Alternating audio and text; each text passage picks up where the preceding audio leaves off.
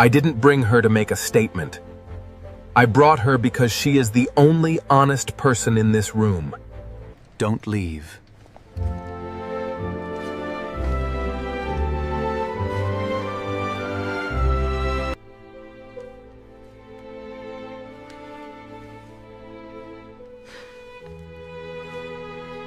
I want you, not as a companion for an occasion, not as a piece in a performance the court is watching. You, here. Ask me again, properly. 6 weeks earlier, Ashvale Manor ran on silence and precision. Every room had its rhythm. Every corridor had its order.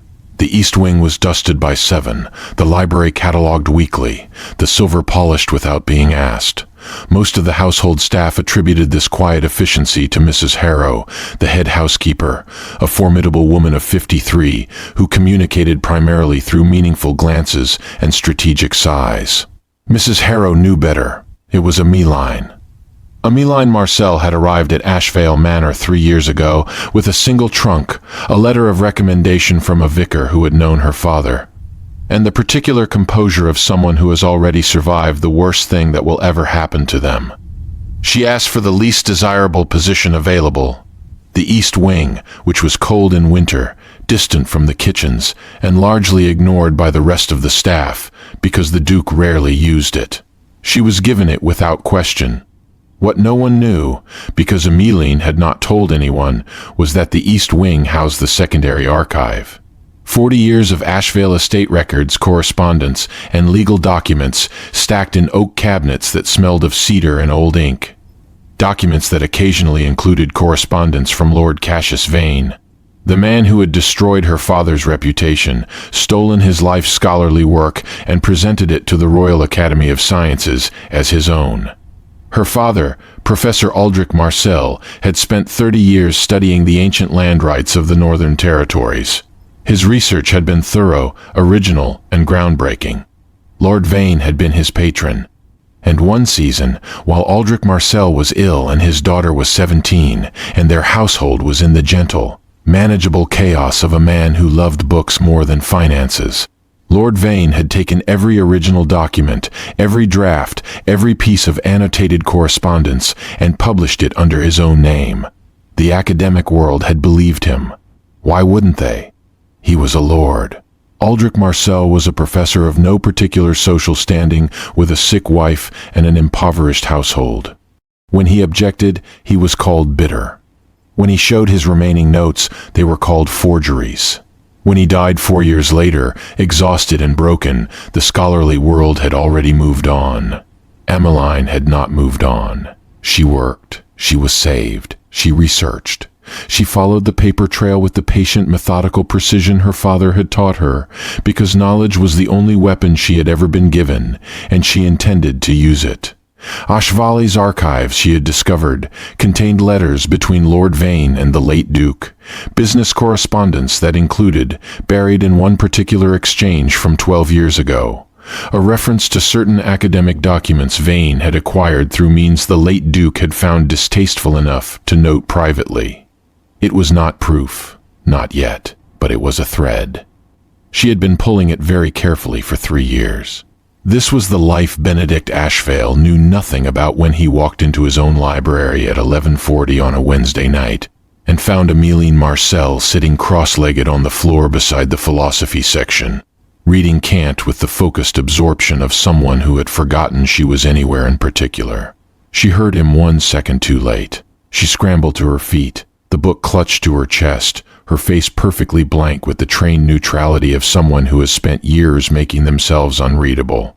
"Your Grace, I apologize. Can't." He looked at the book, then at her. His expression gave nothing away. "The critique of pure reason, or the groundwork?" She blinked. "The groundwork." He studied her for a moment that stretched long enough to be uncomfortable. Then he said nothing. He moved to his desk, selected the correspondence he had apparently come to retrieve, and left. He did not report her. He did not dock her wages. He did not mention it to Mrs. Harrow. 3 nights later, when she came to return the book, she found a copy of the critique sitting on the floor beside the spot where she usually sat, as if it had been left there by accident. It had not been left there by accident. She read it in 4 days. She returned it to the shelf. The following week she found a volume of Hume in the same location. They never spoke about it. She never saw him in the library again at that hour, but the books kept appearing, and she kept reading them, and somewhere in the silent exchange of ideas through borrowed pages, something was established between them that neither of them had a name for yet. Then came the morning that changed everything. Benedict summoned her to his private study on a Tuesday, not through Mrs. Harrow, not through the usual channel of staff communication, directly. His steward appeared at the east wing door and said, "His Grace requests Miss Marcelle in the study at 9. The staff talked about it for a week afterward. She went. The study was everything the rest of the manor was. Immaculate, austere, elegant in a way that required no decoration because the proportions of the room were decoration enough. Benedict stood at the window with his back to her when she entered. He turned when she closed the door, and in the morning light she saw what she always noticed when she was close enough to observe him carefully, that he looked younger than his reputation suggested. "I am 31 years old, 6 months out from a public humiliation that would have broken most men, and carrying it with a composure so complete it had hardened into something that looked, from a distance, like indifference. It was not indifference. She had cleaned this study. She knew what was on his desk. She had seen, once, a letter from Ilara Voss sitting unopened for 11 days before he finally burned it without reading it. That was not indifference. That was a man being very careful about what he let himself feel. "Sit down," he said. She sat. He did not sit. He remained standing, which she understood was deliberate. Not a power gesture, but the posture of a man who thinks more clearly on his feet. She had noticed this about him too. "You're aware of Lady Ilara's wedding," he said. "Yes, Your Grace. The household has been informed." "I intend to attend." He paused. "I require a companion." The silence that followed was very precise. "Your Grace," Ameline said carefully, "I think perhaps I misunderstand." "You don't misunderstand." His voice was even. "I am not asking you to pretend to be something you are not. I am asking you to attend an event at my side and conduct yourself as you already conduct yourself, with composure and intelligence. I need someone who will not perform grief on my behalf, will not angle for a position at court, and will not faint when Lady Cromwell makes a cutting remark. Lady Cromwell made a cutting remark to me last spring when I was carrying linens," Ameline said. "I told her the East Corridor was particularly draughty at that hour, and she should consider a warmer shawl." Something moved behind his eyes. Not quite a smile. The shape of one considered and then set aside. "Yes," he said, "exactly like that." She looked at him steadily. "I would lose my position." "No, you would not. I will ensure that. The staff would. The staff will say nothing that I do not authorize them to say." He moved away from the window, stopping on the other side of his desk. The distance between them was correct and professional and somehow, in that moment, enormous. "I am not unaware that this is an unusual request. I am not unaware that it places you in an uncomfortable position. I am offering you compensation accordingly." He named a figure. Emmeline kept her face perfectly neutral while her mind performed rapid calculations involving her brother's debt, the creditor's last letter, and the number of years at her current wage that would be required to reach the same sum. It was 4 years' wages. For 1 day. "Additionally," he said, and something in his voice shifted almost imperceptibly towards something careful, "I understand you have a brother, Oliver Marcelle, currently indebted to a man named Croft in the Southwick district." Her composure cracked. "Just slightly. Just enough." "How do you know about Oliver?" "I know most things that happen in the vicinity of my household." He did not elaborate. He did not need to.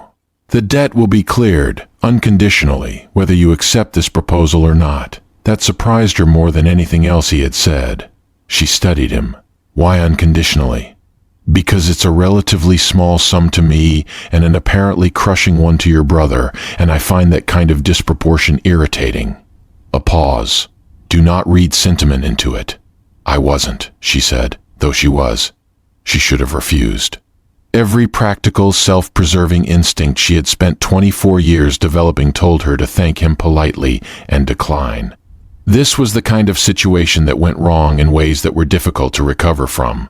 Not because Benedict Ashvale seemed threatening, but because she could already feel, with the quiet certainty of someone who had learned to trust her own perceptions above almost everything else, that spending significant time in this man's company was going to cost her something she hadn't budgeted for. She said yes anyway, because Oliver's letters had started to sound frightened, and she was his older sister, and their father had not raised them to leave each other behind. The preparation happened in 24 hours. A gown sourced from the manor's stored wardrobe, alterations completed overnight by a seamstress who asked no questions because Benedict's staff had learned that questions were generally unproductive. The sapphires arrived in a box on her dressing table the night before the wedding with no note, which was somehow more eloquent than any note could have been. She put them on the morning of the wedding and looked at herself in the mirror for a long time. She did not look like a maid. She looked like a woman who was about to do something that would change her life in ways she could not yet calculate. She was right about that. She simply didn't know yet how many ways, or how completely, or that the change would have nothing to do with sapphires and everything to do with a man who had left philosophy books on library floors and called it nothing at all. The reception hall at Harrowfield Manor was built to make people feel small. Ameline understood this immediately. The 40-foot ceilings, the marble columns wound with white orchids flown in from somewhere that was not England, the orchestral arrangement positioned to fill every corner with sound so that conversation required leaning close, and being heard required projecting, which meant that the naturally loud and socially dominant controlled every room, and the quiet were simply swallowed. She was quiet. She had always been quiet. But she had learned, in 3 years of invisibility, that quiet was not the same as absent. Quiet people heard everything. Quiet people noticed which lord drank too quickly, and which lady smiled at the wrong moment, and which conversation stopped abruptly when a particular person entered a room. She noticed all of these things now, moving through the reception on Benedict's arm. And she filed them away with the precise efficiency of someone who has spent years understanding that information was the only true currency available to people without power. Benedict had not released her arm since they entered the hall. He was working the room in the way of someone who has done it for 20 years and finds it approximately as interesting as maintaining drainage records. Competent, correct, and fundamentally elsewhere. He acknowledged lords and dismissed them graciously. He accepted congratulations on Ilara's marriage with an expression so perfectly calibrated that no one could accuse him of anything, not grief, not bitterness, not relief. He was a wall of elegant civility. And then someone would address Ameline. The first time it happened, Lady Pemberton, 60, diamonds, a smile like a bear trap, Ameline felt the subtle increase in pressure from Benedict's hand on her arm. A warning, or perhaps simply acknowledgement that it was coming. And you must be. Lady Pemberton let the sentence trail with the particular technique of women who use incompletion as a weapon. The implication being, I know who you are. You should name yourself quickly so I can place you accurately in my social hierarchy. Ameline Marcelle, Ameline said, pleasantly and without elaboration. Lady Pemberton waited for more. Ameline did not provide more. Marcelle, the lady repeated. I don't believe I know the family. We're from the north, Ameline said. This was technically true. Her father had been born in Northvale. Scholars primarily. We keep to ourselves. How quaint. Lady Pemberton's smile sharpened. And how did you come to know the Duke? Through a mutual interest in philosophy, Ameline said. Can't, initially. We had rather strong disagreements about the categorical imperative. Lady Pemberton blinked. Benedict made a sound beside her that might, in a less controlled man, have been a laugh. In Benedict it was approximately 3 degrees warmer than his usual silence. Lady Pemberton moved on. The next 2 encounters followed a similar pattern. Increasingly pointed questions met with responses that were true, careful, and left the questioner with nothing actionable. By the 4th encounter, Ameline noticed that Benedict had stopped tightening his grip on her arm before each one. The warning had become unnecessary. You're good at this, he said quietly, during a brief interval when no one was approaching them. I've had practice managing conversations where someone wants information I'm not required to give. domestic service, among other things. She scanned the room with habitual attention. Lord and Lady Fenwick are arguing behind the pillar on your left. The Valderon ambassador has been trying to catch your eye for 20 minutes, and you've been avoiding it. And Lady Ilara's mother has been watching us since we arrived and has not once looked at the bride. A pause. You're observant. It costs nothing and occasionally saves everything. She turned to look up at him and found him already watching her, with that expression she had started to catalogue, the one that looked like evaluation and was beginning to look like something else. The ambassador. Should you speak with him? Not yet. Benedict glanced briefly toward the Valderon contingent. If I speak with him now, it reads as political maneuvering on my part. If he approaches me first, it reads as theirs. I prefer the distinction. Ameline considered this. You came to this wedding as a statement. I came to this wedding because not coming would have been a larger statement. Those aren't mutually exclusive. Another of those almost laughs. He looked away from her, and she looked away from him, and for a moment they stood in the crowded, glittering hall in a silence that felt inexplicably like the most natural thing in the room. Then Ilara Vos Aldrin appeared. She materialized at Benedict's elbow with the practiced smoothness of a woman who had spent her life managing arrivals, knowing how to appear without seeming to approach, how to simply be there suddenly, as if she had always been there. Crown Princess now, technically, though the formal title wouldn't be conferred until the state ceremony in Valderon. Tonight, she was still Ilara.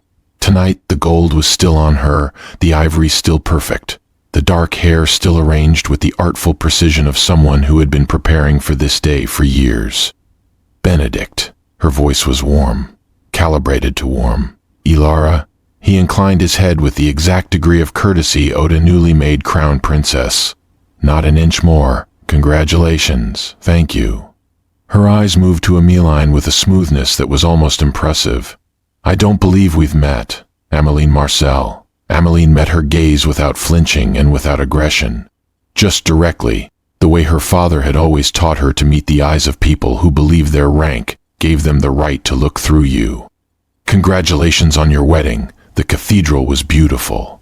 Ilara held her gaze for a moment. Something passed across her face, a reassessment, rapid and almost invisible. She had expected, Ameline thought, something easier to dismiss. How kind, Ilara said. Then, turning back to Benedict with the precision of a woman redirecting a conversation she has decided to control. Might I have a moment? There are things I should have said before today. Whatever you have to say can wait for correspondence, Benedict said pleasantly. You have guests, and I believe the prince is looking for you. He was not looking at Ilara as he said it. He was looking at Ameline. Ilara followed his gaze. And what she saw, whatever it was, the quality of his attention, the absence of the wound she had apparently expected to find, made her expression do something very small and very telling before she smoothed it back into social perfection. She left. Ameline waited for a beat. You could have let her say what she wanted to say. I know what she wanted to say. His voice was entirely even. She wanted to say she made a mistake. She may even believe it. But she would have said it with you standing here, which means it was not about honesty. It was about effect. Ameline was quiet for a moment. You're not as cold as people think you are. No. He finally looked away from the direction Ilara had gone, back at the room forward. I'm precise. People confuse the two. The orchestra shifted into something slower, and the dancing portion of the reception began. Ameline watched the floor fill with couples, the carefully arranged, politically considered unions of the court moving in their prescribed patterns, and she thought about what it meant to choose something real in a world built entirely of performance. She thought about it for approximately 45 seconds. Because then she saw from the corner of her eye that she had begun to drift slightly toward the edge of the room. An old instinct, 3 years of standing at margins. And Benedict had noticed, and he had done something she had not anticipated. He had stepped with her. Just one step. Unconscious, she thought. The kind of movement that happens before the mind has instructed the body. He was still beside her. She looked up at him. He was looking at the dance floor. And then, across the room, she saw Lord Fabian Crestholt watching her. She did not know his name yet. She knew only that he was tall, fair-haired, immaculately dressed, and looking at her with the specific attention of a man who has noticed something he intends to acquire. She would learn his name very soon.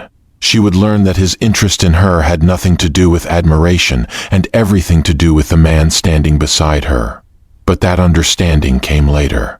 What came next was the moment that would be discussed in drawing rooms for months. The moment that made 17 ladies reach for their fans simultaneously and caused the orchestra to lose exactly one beat of tempo. Benedict Ashvale crossed the reception hall, not away from her, to her. Because without knowing quite when it happened, she had taken 3 steps toward the east doors.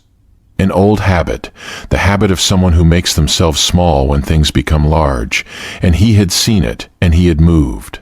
He stopped in front of her, and she looked up at him, and he said very quietly, so that only she could hear it beneath the music and the voices and the entire elaborate noise of the court, "Don't leave."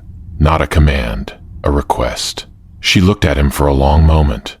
At this man who had not asked her for anything, who had offered her philosophy books in silence and her brother's freedom unconditionally, and 3 words now that were not a command, but felt more binding than any command she had ever received. She did not leave. He offered his hand. She took it. And Benedict Ashvale, who had not danced in 6 months and had not been observed to want anything publicly in longer than that, led her onto the floor directly into the space that had been designated for the first dance of the reception. The Crown Prince and his new princess, who were, at this moment, standing at the side of the floor watching with everyone else. The orchestra, bless them, kept playing. The court did not keep quiet. The whispers broke like a wave, crashing through the hall from one end to the other, and Ameline felt every one of them. But she also felt the warmth of Benedict's hand in hers, and the steadiness of him, and the way he moved with the focused presence of a man who has decided something and is entirely done being uncertain about it. They danced. In the corner of her vision, Ilara Vos Aldrin stood very still beside her crown prince, and watched the man she had left, and the woman he had brought, and something in her expression broke cleanly, quietly, the way expensive things break.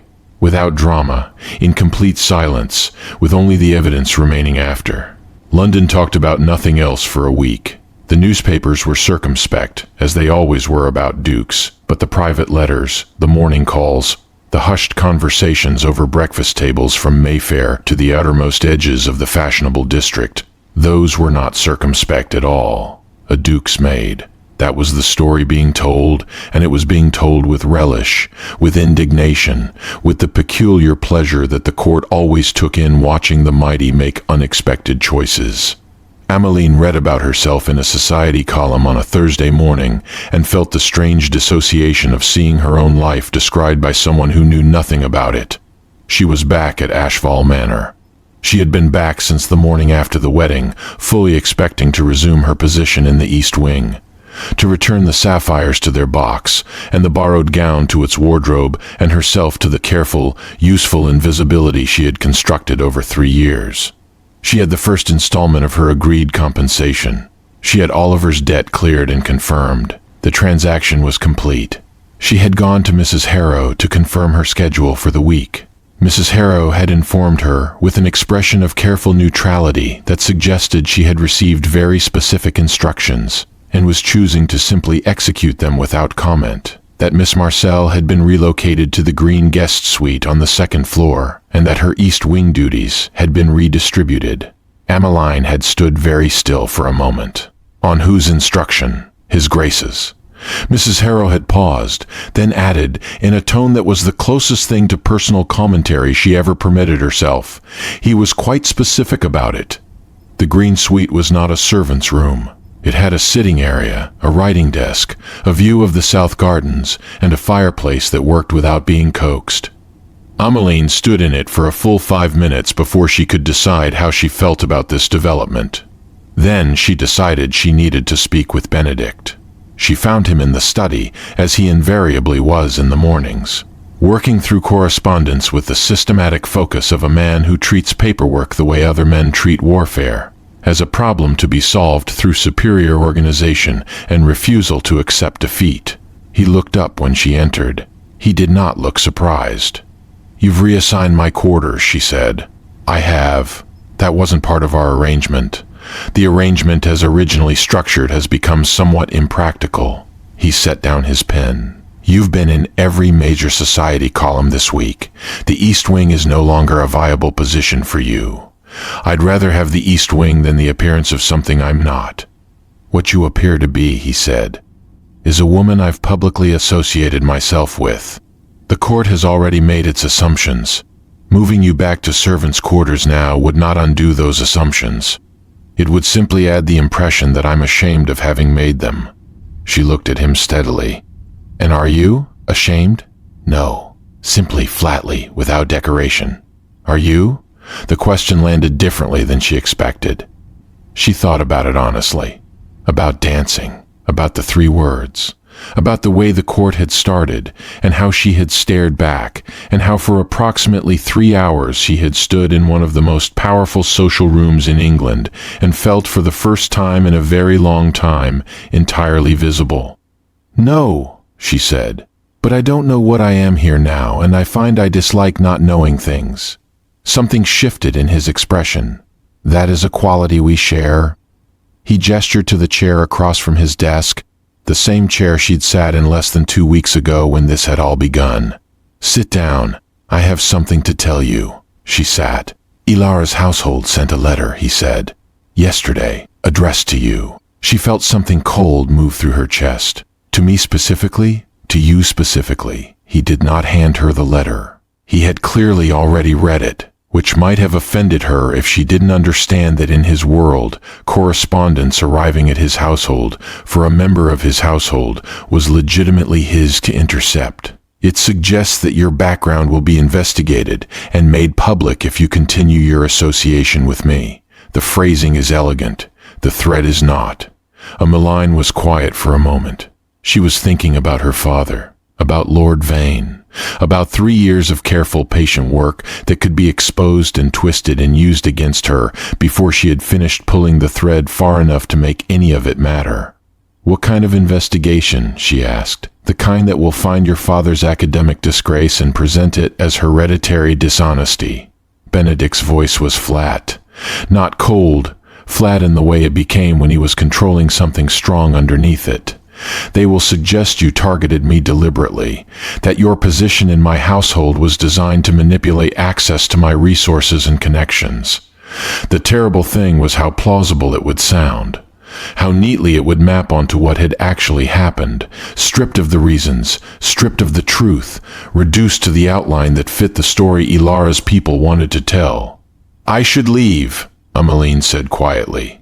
"That's precisely what the letter wants. That doesn't mean it's wrong." Benedict was silent for a moment. Then, "Your father was Professor Aldrich Marcelle." She went absolutely still. "His work on Northern Territorial Land Rights was published by Lord Cassius Vane 11 years ago," Benedict continued, his voice careful and even. "Vane and my father were business associates. I have in my possession a letter in which my father noted private concerns about the provenance of Vane's scholarship." He paused. "I read it 2 years ago and thought nothing of it because I had no context. I have been reconsidering it since Tuesday." The silence in the room was so complete she could hear the fire in the hearth. "You've been in the East Wing for 3 years, he said. "Near the secondary archive." "Yes." "Looking for evidence."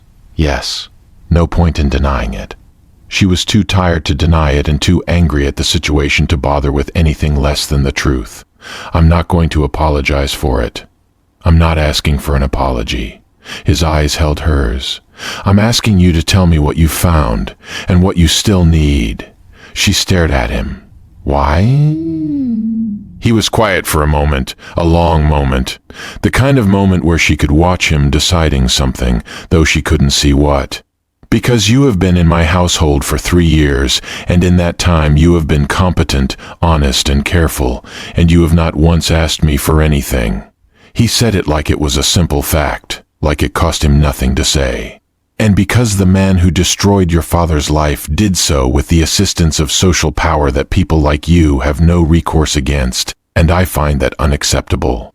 Ameline felt something happen behind her eyes that she immediately controlled. She was not going to cry in Benedict Ashvale's study. She was not. "Also," he added, in the same tone, "Vane has been attempting to acquire the North Vale water rights for 2 years, which I have been blocking on unrelated grounds, and discovering he is also a plagiarist and a thief who destroyed a good man's name gives me considerably more motivation to ensure he never gets them."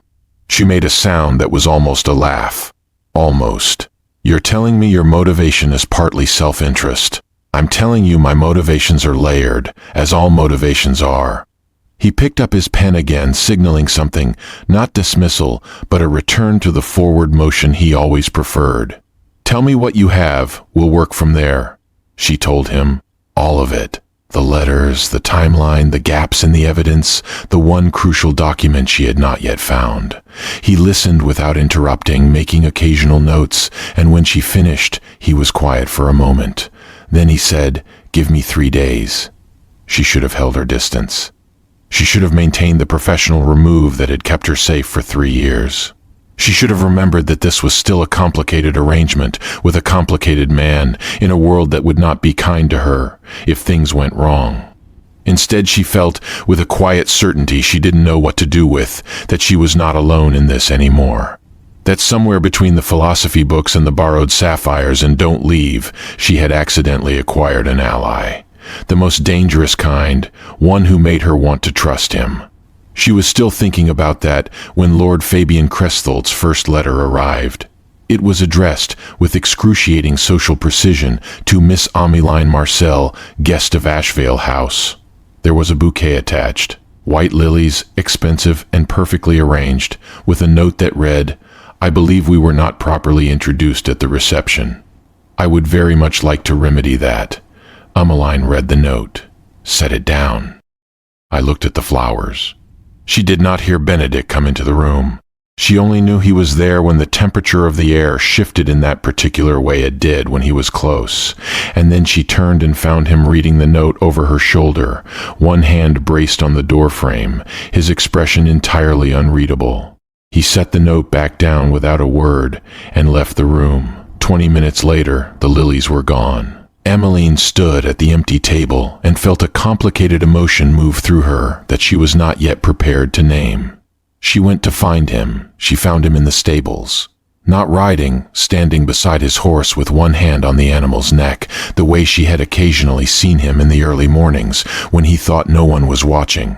The stables were the one place in Ashvale Manor where he seemed to operate outside his own careful management of himself. In there, with the smell of hay and leather and the quiet sound of horses breathing, he was simply a man who liked animals and needed somewhere to think. She stopped at the stable door. "You had no right to remove those flowers." "You're correct." He did not turn around. "I had them placed in the morning room instead of disposed of, if that distinction matters." It did not particularly matter. That's not the point. What is the point? The point is that someone sent me something and you made a decision about it without asking me. She kept her voice even because she was angry, but she was also aware that anger without precision was only noise. "I have spent 3 years in this house making myself small enough that no one's decisions would land on me.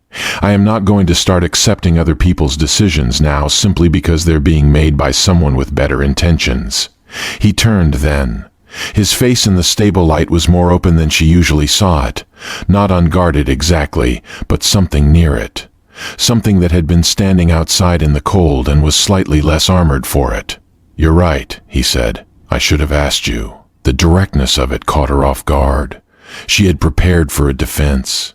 She had not prepared for immediate acknowledgement. "Then why didn't you?" A pause. He looked at her with the expression she had come to think of as his honest expression, the one that appeared rarely and briefly, and only when he had stopped managing what his face was doing. "Because I saw his name in his handwriting and the deliberate elegance of the presentation, and I knew exactly what it was, and I reacted before I thought." Another pause. "That doesn't happen to me often." She studied him. "You know Lord Crestholt. We were at Cambridge together. His voice had the particular flatness it took on around subjects he found genuinely distasteful. Fabian Cresthalt is intelligent, charming, and entirely without scruple when he wants something. The charm is not performance. That's what makes him dangerous. He genuinely likes people. He simply also uses them. And you think his interest in me is about you. I think his interest in you is real and also about me. The two are not mutually exclusive with Fabian. He moved away from the horse, toward the stable door, toward her, stopping at a distance that was correct and somehow insufficient. He will be kind to you. He will be entertaining and attentive, and he will make you feel seen in ways that cost him nothing. And somewhere beneath all of that, he will be watching for what it does to me. Ameline considered this. What does it do to you? The question settled between them like something dropped from a height. Benedict looked at her for a long moment. The honest expression. The one he couldn't manage when he was managing himself. Something I'm still determining the precise nature of, he said finally. It was not a declaration. It was not a confession. It was the most honest non-answer she had ever received, and it told her more than a declaration would have. She looked away first. The horse behind him shifted its weight and breathed warmly into the stable air. Outside, somewhere in the manor's grounds, a gardener was working, and the distant sound of shears was the only thing that existed in the world besides this. I'll write him a polite refusal, she said, on my own behalf. All right. And if he writes again, I'll handle it.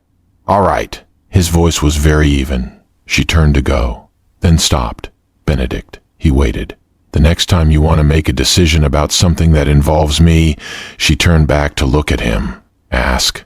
Something in his expression shifted into that shape that was almost a smile. Noted. She left the stables. She did not allow herself to think about the look on his face. She thought instead about Fabian Cresthalt and the deliberately perfect flowers and the tactical elegance of making your move through someone else's household. And she thought that this was the kind of complication she had not budgeted for when she said yes in this very study 2 weeks ago. She wrote the refusal letter that afternoon, polite, clear, final. Lord Cresthalt responded the following day with another arrangement, this time roses, because he was not a man who accepted the first refusal, and a note that said, I admire your decisiveness. It makes you more interesting, not less. She did not show this one to Benedict. She put it in the fire herself. She was standing at the fireplace watching it burn when Benedict appeared in the doorway of the morning room and registered what she was doing. He looked at the fire. I looked at her, said nothing. I handled it, she said. I can see that, without anyone's assistance. I noticed. He came into the room, not toward her, toward the writing desk where he had left some correspondence earlier.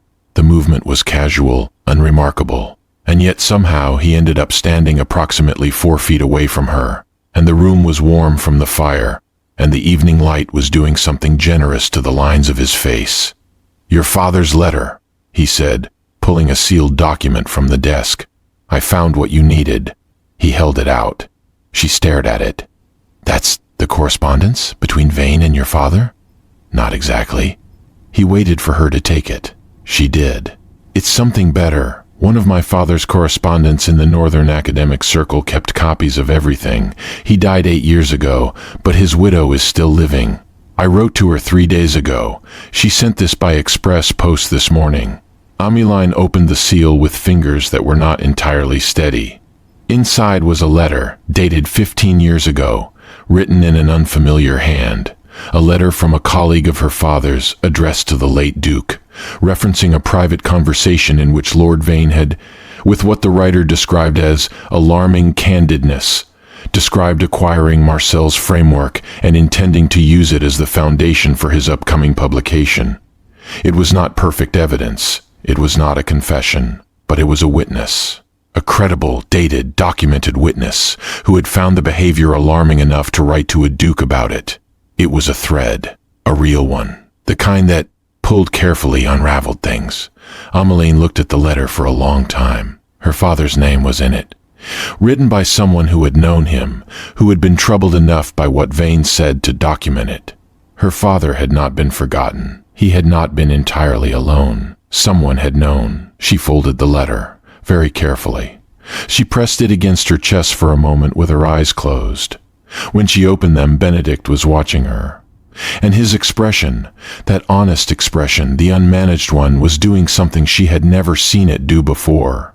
It looked with devastating simplicity, like caring, not performed, not strategic, not layered. Just the plain human face of someone watching someone else feel something and feeling it alongside them. She made a sound that was not quite contained. Not crying. She never cried in front of people. She had learned that too well, but something adjacent to it. Something that happened in the breath before crying, in the moment where the body acknowledges what the mind has been holding at arm's length. And Benedict Ashvale, Duke of Ashvale, who did not offer what he could not guarantee, crossed the 4 feet between them and put his arms around her. No announcement, no preamble, just that, just him. Solid and steady and warm, and his hand came up to rest at the back of her head in a gesture so careful it felt like it had been practiced and simultaneously, like it had never been calculated at all. She let herself hold the letter, and let herself cry, and let herself be held, and the fire burned in the grate, and the evening came in through the windows. When she finally pulled back, she did not apologize. He did not comment. She looked up at him and she said, "This still isn't real." And he said nothing. That silence, not denial, not confirmation, not agreement, cracked something between them that she was not sure she knew how to repair. She stepped back.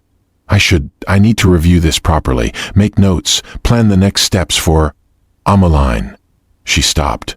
You're allowed to feel this for a moment before you turn it into a plan. She looked at him. This man. This impossible, precise, insufficiently cold man who left philosophy books on floors and cleared debts unconditionally, and held her without making it about himself. I'll feel it for a moment, she said quietly. And then I need to make a plan, because that's who I am. I know. His voice was very quiet. It's one of the things He stopped, started again. It's one of the things I've noticed about you. She left before either of them could say anything that couldn't be unsaid. She went to her room, the green suite, not the East Wing, not her place. And somehow entirely her place. And she sat at the writing desk and looked at the letter and thought about her father, and thought about Benedict, and thought about threads, and how you could pull one very carefully for 3 years, and still not be prepared for where it led. 3 days later, Fabian Crestholt sent a carriage. The carriage arrived on a Wednesday morning with a sealed note addressed to Ameline in Lord Crestholt's elegant hand. The note read, "There is a matter of private employment that may interest you. A position in my household library requiring exactly the skills you possess. I hope you will allow me to discuss it at Crestholt House at your earliest convenience. My carriage is at your disposal." It sounded reasonable. It was the kind of offer that would sound reasonable to anyone reading it without context. A potential position, a courtesy carriage, the most ordinary thing in the world. Ameline read it twice, felt the wrongness of it without being able to immediately name it, and made the error of going to ask Mrs. Harrow if she knew whether Benedict was expecting her for anything that morning. Mrs. Harrow informed her that His Grace had left at 7 for a meeting with his parliamentary solicitor and would not return until afternoon. And Ameline, who was tired and distracted and had been sleeping poorly since the night she had cried in Benedict's arms and then told herself it meant nothing, made the decision that she would go and speak with Crestholt directly and make it absolutely clear in person that she was not available for any position of any kind and that he should cease writing to her. It was a reasonable decision. It was also wrong. The drive to Crestholt House took 30 minutes. The house itself was beautiful. A Palladian manor in the fashionable district, all symmetry and pale stone and the cultivated elegance of someone with excellent taste and the resources to indulge it. She was shown to a sitting room immediately, which meant he had been expecting her, which she registered a half-second too late as the first thing that should have stopped her. Fabian Crestholt was exactly what Benedict had described. Tall, fair, warm in the way of someone who was genuinely sociable and found people interesting. Not the performance of warmth, but the real thing, which was somehow more disarming than performance would have been. Miss Marcelle. He rose when she entered, and there was nothing in his manner that was threatening or overtly improper. Thank you for coming. Please sit. I came to decline your offer in person, she said, remaining standing. Whatever position you have in mind, I'm not available for it. I would appreciate you not writing to me further. He looked at her with something that was not quite surprising. More like appreciation. You came to say no in person. That's efficient. I find efficiency useful. As does the Duke. I understand. He sat back down, crossing one leg over the other with the ease of someone who was never uncomfortable in any room. Forgive me. I wasn't actually offering you employment. Ameline went still. I wanted to speak with you, he continued, his voice remaining pleasant, his eyes direct and watchful. About Benedict. Then you wasted a carriage, perhaps. But you're here. He gestured again to the chair. 5 minutes. That's all I'm asking. 5 minutes, and then I will personally return you to Ashvale in my own carriage, and you will never hear from me again, if that's what you prefer. She should have left. She knew it in the way she always knew things. A certainty in her bones that outpaced her reasoning. But Fabian Cresthold had done something clever. He had made her curious. And curiosity was, always had been, her most exploitable quality. She sat. She did not pretend she wasn't calculating the exits. I've known Benedict Ashvale since we were 19, Fabian said. He had the tone of someone who has organized his thoughts carefully. I know him better than most people who believe they know him. And I want you to understand something about what you've walked into. I haven't walked into anything. You're wearing his household name in every society column in London. You're living in his guest suite. He danced with you at the wedding of the year. Fabian's eyes were careful and kind and extremely sharp. You've walked into quite a lot, Miss Marcelle. She said nothing. Benedict does not do things accidentally, Fabian continued. When he brought you to that wedding, it was a statement. He knew exactly what he was saying.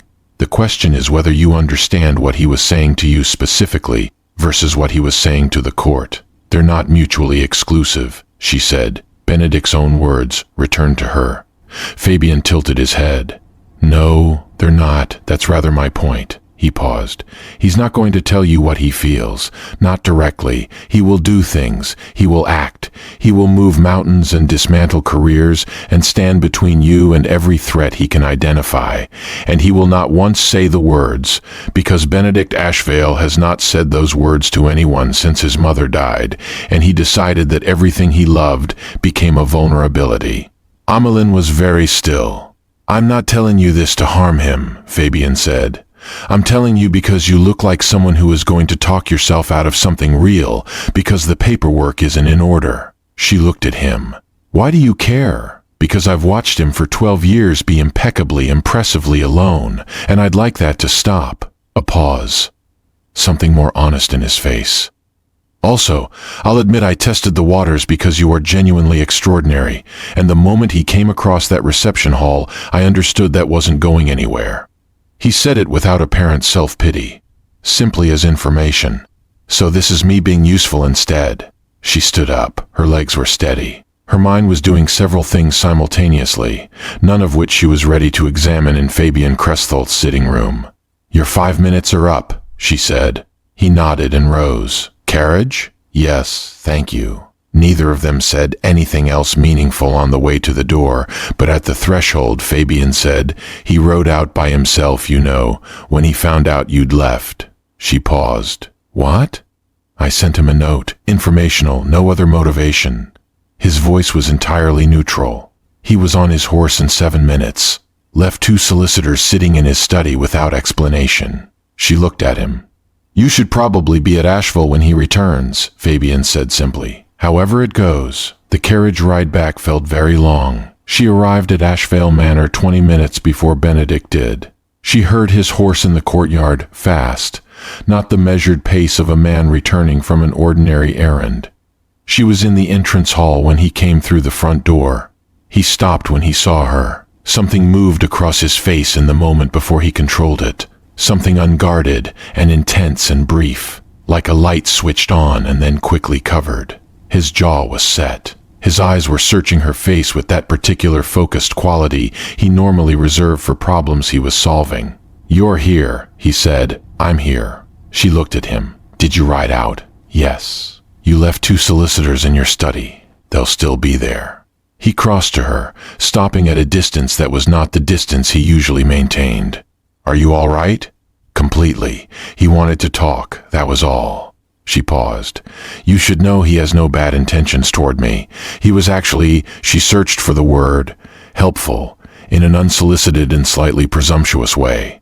Benedict's expression said approximately 15 things about his opinion of Fabian Crestholt being helpful in his household, and said all of them without a single word. "He told me things about you," she said. "I can imagine. Can you?" He looked at her. The honest expression, the unmanaged one. The one she had been cataloging since it first appeared, because it was rare and real and worth keeping. "I went after you," he said, very quietly. "I didn't send anyone. I went." "I know. That should tell you something." "It does." She held his gaze. "I'm still trying to decide what to do with it." He nodded slowly. He understood that. She could see that he understood that he did not want her to pretend certainty she didn't have, that pretended certainty was in fact the one thing he had never been able to trust. "All right," he said. "Take the time you need." But he was still standing there, still at that insufficient distance, and she was still standing there, and the entrance hall was very quiet and very still, and she thought, he does not offer what he cannot guarantee. He went himself. He left the solicitors. She thought, he left philosophy books on the floors. She thought, don't leave. 3 things happened simultaneously in the 72 hours that followed, and Ameline only learned about 2 of them while they were happening. The first was that Benedict met privately with Lord Cassius Vane. She found out about this afterward from his steward, who mentioned it with the careful neutrality of a man relaying information he had been authorized to share. The meeting had taken place at Benedict's solicitor's office on neutral ground, which was a courtesy that Vane likely did not deserve. It lasted 11 minutes. Benedict had presented the letter from the widow's archive alongside several pieces of additional correspondence his investigators had located in the 48 hours since Ameline had told him everything. 11 minutes. She kept returning to that detail. Not an hour of negotiation. Not a protracted legal confrontation. 11 minutes, and then Lord Cassius Vane had signed a prepared statement acknowledging that the scholarship published under his name in his 1083 treatise had been developed in collaboration with the late Professor Aldrich Marcelle, whose foundational contributions were inadequately credited in the original publication. It was lawyerly language. It was careful and self-protective and fell considerably short of the full truth. But it was signed. It was dated. It was real. Vane would also, Benedict had informed him, be withdrawing his application for the North Vale water rights, permanently. This was not a request. 11 minutes. When Ameline sat with this information, she felt something shift in her chest that she had been keeping very carefully locked. 3 years of work. 3 years of archive letters and patient waiting and maintaining invisibility in an east wing that smelled of cedar and old ink. 3 years of carrying her father's name in a world that had decided his name was worth nothing. And Benedict Ashvale had done it in 11 minutes because he had the power that she had never had, and because he had chosen, clearly, deliberately, without being asked, to use it for her. She cried, properly, alone in the green suite with the door closed. Not the restrained, controlled, not quite crying she had allowed herself the other night. This was the real kind.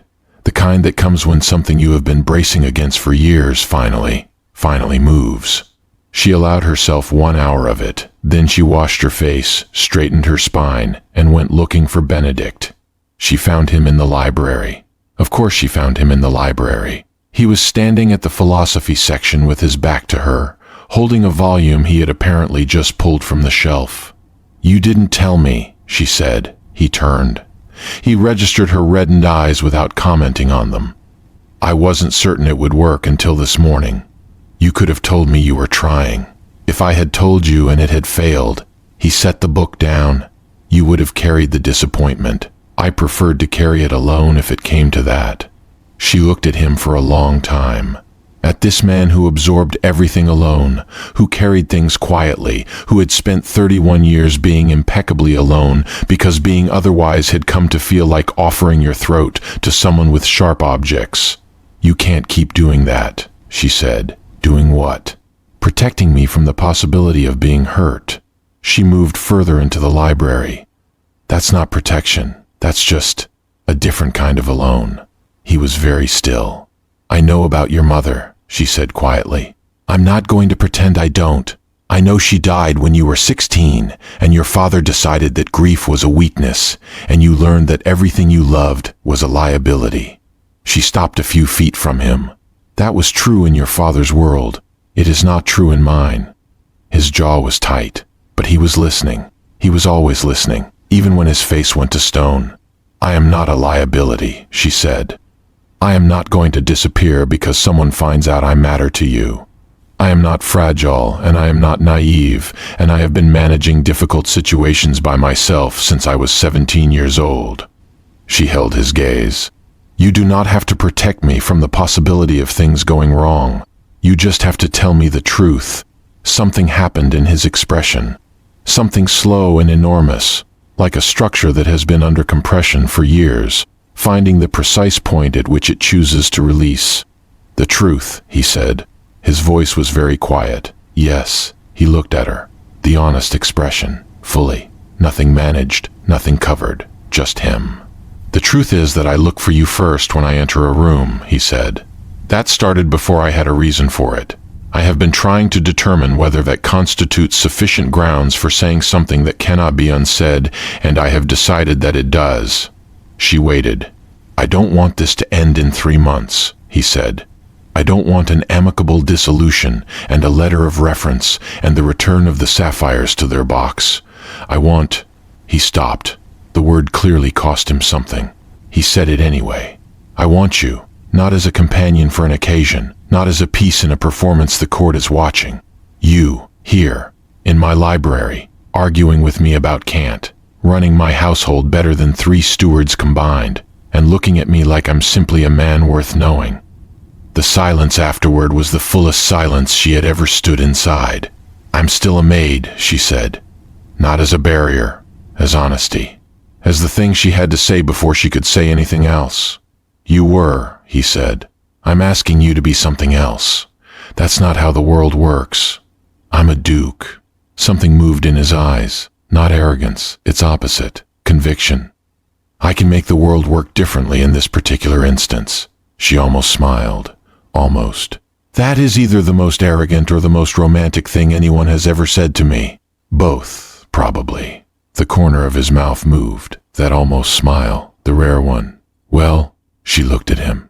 At this man who had not once offered her something he couldn't back up, who had cleared her brother's debt unconditionally, who had ridden out himself, who had spent 11 minutes dismantling 3 years of injustice with the quiet precision of someone who understood exactly what it meant to her and did it anyway, who left philosophy books on library floors and called it nothing at all.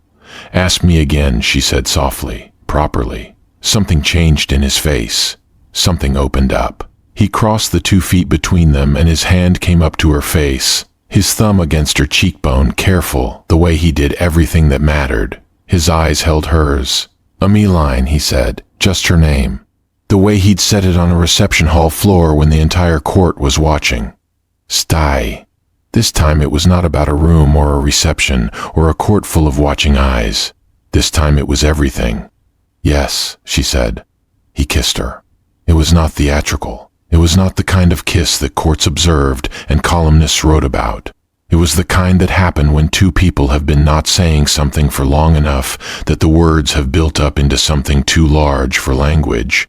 And the only honest answer is this. His mouth on hers, warm and certain, and nothing like performance, everything like truth. She put her hand against his chest. She felt him exhale.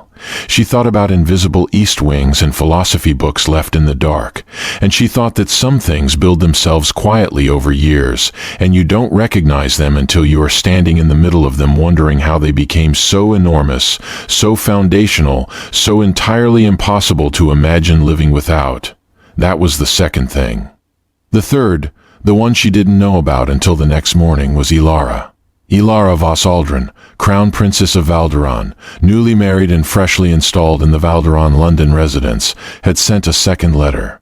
Not to Ameline this time, to every major society editor in London. The letter was elegant and devastating in the way that only letters from crown princesses can be. Above reproach in tone, below reproach in implication. It raised questions about the provenance of Miss Marcelle's connection to Ashvale House. It referenced concerning reports about her background. It did not mention her father by name, but it didn't need to. The academic disgrace, the impoverished family, the 3 years in service.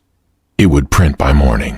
Benedict read it at 6 a.m. He read it with the focused stillness of a man identifying a problem that requires immediate and comprehensive action. He made 2 decisions and instructed 2 different people within 10 minutes. Then he came to find Ameline. She was already awake. She had been awake since 5, sitting at the writing desk in the green suite with the window open and the early morning air coming in, cool and carrying the smell of the South Gardens.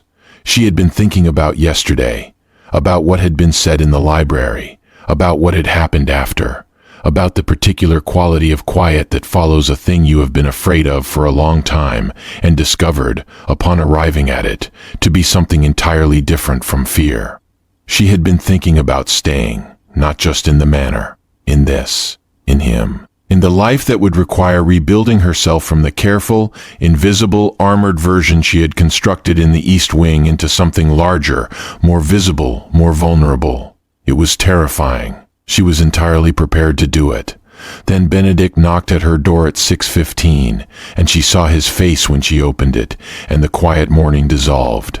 He showed her the letter. She read it standing in the doorway. She read it twice. She felt in order, cold, then angry, then something very still and very clear that she recognized as the particular calm that came when she had identified the problem and was already 3 steps into solving it. When will it print? She asked. Some of it may already be printed, the morning editions. He was watching her carefully. Are you all right? I'm thinking. She stepped back to let him in. He came in and stood with the same posture he always had when he was managing something serious. Straight, still, his weight balanced, ready. What did you do when you read it? I've contacted my solicitor. There are grounds for... What else? A pause. I wrote to Lord Vane. His signed statement will be forwarded to the same editors by 8 this morning. Whatever they intend to publish about your father's disgrace will be accompanied by the acknowledgement that the disgrace was manufactured. He said it evenly, as if it were a simple logistical solution, as if it were not 3 years of her life being retroactively defended before breakfast. She looked at him.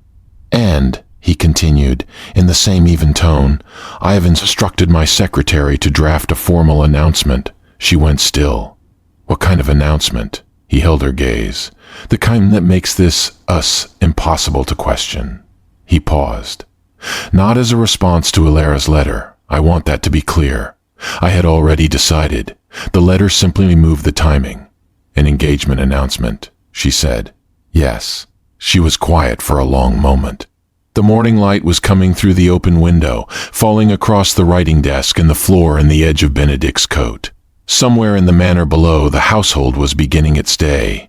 The sounds of Ashvale waking up, kettles and footsteps, and the particular rhythm of a large house in motion. Her house, she thought. Or it could be. You're asking me, she said, not surprised, confirming. I'm always asking you, he said quietly. That was the point. She thought about her father. She thought about his letters, the careful, passionate, meticulous documentation of an honest man who had been stripped of everything he built by a world that decided his rank, determined his credibility. She thought about what it would have meant to him to see this morning, his daughter's name defended in print, his own work acknowledged, his legacy unburied. She thought about Benedict, who had done this without asking for anything in return, who had done it before there was any declaration, before any kiss in a library, before anything except the recognition that it was unjust, and he had the means to address it. She thought about 3 years of East Wing mornings, and library midnights, and philosophy books left in the dark like small, quiet messages between 2 people, who had not yet found their language. "If I say yes," she said, "I need you to understand something. Tell me, I am not a solution to your public image. I am not a response to Ilara. I am not a statement or a performance or a chess piece in whatever the court is playing." She held his gaze without flinching. "I am a person. I have a family that matters to me. I have work, my father's work, that is not finished. I have opinions and habits, and I will continue to read philosophy in your library at inconvenient hours and tell you when I think you're wrong. I know, and I will be wrong sometimes too," she said. "And when that happens, I need you to tell me, directly, without managing it. I know." His voice was very steady. "Ameline, I know who you are. I have known for longer than I admitted to myself." He moved toward her, not urgently, with the deliberate certainty of someone who has stopped calculating and started choosing. "I'm not asking you to become something else. I'm asking you to be exactly this, here, with me, permanently." She looked up at him, at the honest expression, at the man behind the title, behind the walls, behind 11 years of careful armor. "The court is going to talk," she said. "They already are. They will call me a fortune hunter. They will say I manipulated my way from maid to duchess. Let them." His hand came up to her face, the way it had in the library, careful and entirely certain. "In 5 years they'll have moved on to the next scandal. We'll still be here."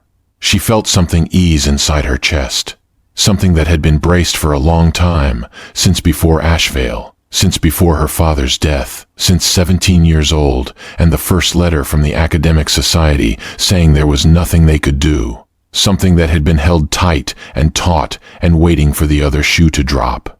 It eased. "Yes," she said, for the third time, and this time it carried everything the other two had been building toward. His forehead came down to rest against hers. He exhaled. One long, slow breath, and she felt the tension in him release the way tension releases in structures that have been under pressure and finally find the ground that can hold them. "The announcement goes out this morning," he said quietly. "All right. There will be a great deal of noise. I'm not afraid of noise." "No." She could hear the almost smile in his voice. "You never were." The formal announcement appeared in the afternoon editions alongside Lord Vane's signed acknowledgement of Professor Aldrich Marcelle's scholarly contributions. The pairing was not accidental. Benedict's secretary had timed it with the precision that characterized everything Benedict Ashvale touched, and the effect was exactly what he had intended. The story Ilara had attempted to plant, impoverished maid, disgraced family, calculated seduction, arrived in the same news cycle as its complete demolition. Miss Ameline Marcelle, daughter of the late scholar Professor Aldrich Marcelle, whose foundational research had now been formally recognized after years of wrongful obscurity, was to become the Duchess of Ashvale. The court erupted, as courts do. Lady Cromwell types reached for their pens.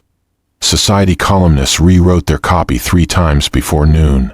Ambitious mothers with unmarried daughters expressed their devastation in drawing rooms across Mayfair.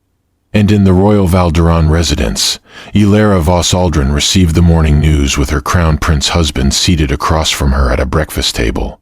And she set the paper down after reading it, and she looked out the window for a long time. She had chosen correctly. She told herself this. She had chosen correctly and strategically, and for all the right political reasons. She was a crown princess. She had everything she had planned for. She looked at the announcement again. In the photograph that accompanied it, taken at the Royal Assembly the previous week, Benedict in formal dress, Ameline beside him in a gown that was entirely her own, nothing borrowed, both of them looking not at the camera but at each other. The expression on his face was not performing anything. She folded the paper. She poured her tea. She said nothing to the Crown Prince, who did not ask. 3 months later, the wedding took place at St. George's Church. Not 500 guests, 50. The people who mattered, Oliver Marcelle in the front row, looking simultaneously stunned and deeply smug. Fabian Crestholt, who had sent a gift that was deliberately extravagant and a card that said only "I told you so" in his elegant handwriting. The dowager of a neighboring estate who had known Benedict's mother and cried openly without apology. Mrs. Harrow, dressed in her best and maintaining her professional composure with visible effort. Ameline wore ivory, simple, unembellished, entirely hers. She walked down the aisle alone because her father was gone and she had decided she would rather walk herself than offer the symbolism to someone else. Benedict watched her come toward him with an expression that he did not manage or curate or conceal. Just his face, doing what faces do when a person has stopped performing and started being. When she reached him, he said very quietly, so only she could hear, "You look like yourself." She felt her eyes sting. "That's the best thing anyone has ever said to me." "Good." His hand closed around hers at the altar. "I intend to keep saying it for the rest of our lives." The ceremony was brief and exact. The vows were old words made new by the fact that both of them meant them without reservation, without strategy, without any version of pretending. "I do. I do." The church held its collective breath. And Benedict Ashvale, who had not danced in 6 months and had not wanted anything publicly in longer than that, and who had brought his maid to his ex-fiancée's royal wedding as the first step in a direction he had not yet fully named, kissed his wife with the same quality he brought to everything that mattered to him, completely, without performance, and with no intention whatsoever of stopping. Outside the church, the court was already talking. Inside, Ameline was not listening. She was thinking about East Wings and philosophy books and the particular quiet of libraries at midnight. She was thinking about her father, whose name was being spoken differently now, whose work was being reconsidered, whose daughter had managed, through 3 years of patience and one very unexpected duke, to build something from the rubble he had left behind. She was thinking about what it meant to be seen, not looked at, not assessed, not evaluated for social utility. Zayn. The way her father had seen ideas as valuable for their own sake, regardless of who presented them. She was thinking about the fact that she had come to Ashvale Manor to find evidence and had found, almost despite herself, evidence of something else entirely. That patience was not only a survival skill, that trusting someone was not the same as being naive, that the right person could find you invisible and still somehow see. She was thinking that she was going to spend a very long time being grateful that she had said yes. Benedict pulled back slightly and looked at her, the honest expression. Always the honest expression now.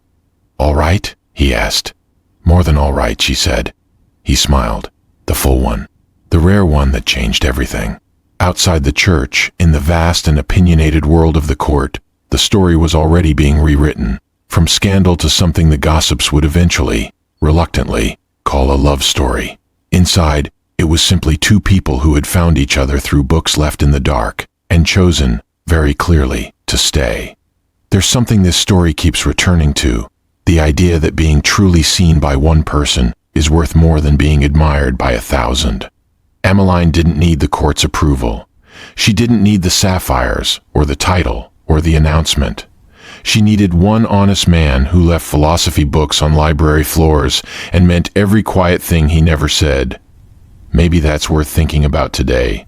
The people in your life who show up without announcement, who act before they speak, who choose you not for what you represent, but for who you actually are. Those people are rare. Don't talk yourself out of them. If this story moved you, leave a comment below. Tell us, who did you love more, Benedict or Ameline? And what moment finally broke your heart open? We read every single comment and we love hearing from you. If you haven't subscribed yet, this story is your sign. We create royal romance audiobooks exactly like this one every week. Stories about people who choose each other clearly, love each other honestly, and fight for what's real. You don't want to miss the next one. Like this video, if Ameline's quiet strength reminded you that invisible doesn't mean small. Share it with someone who needs to hear that the right person will find you exactly where you are. We'll see you in the next story.